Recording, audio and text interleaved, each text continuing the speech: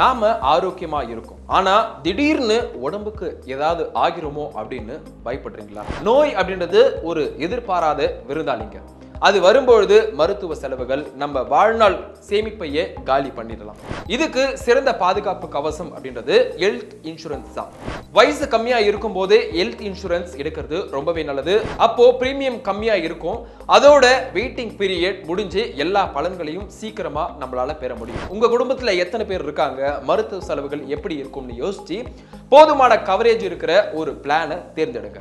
வெறும் 5 லட்சம் பத்தாது, 10 இருந்து 15 லட்சம் வரைக்கும் இருக்கிற மாதிரி பார்த்துக்கோங்க.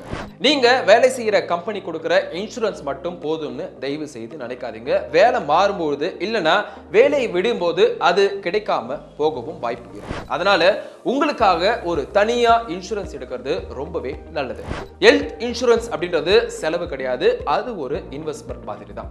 உங்க குடும்பத்தோட ஆரோக்கிய பாதுகாப்பு பத்தி மறக்காம யோசிச்சு பாருங்க. கண்டிப்பா உங்க குடும்பத்துக்கு ஒரு ஹெல்த் பாலிசியை எடுத்து கொடுங்க. இந்த வீடியோ உங்களுக்கு யூஸ்ஃபுல்லா இருந்தா மறக்காம உங்க ஃபேமிலி அண்ட் ஃப்ரெண்ட்ஸ்க்கு ஷேர் பண்ணுங்க.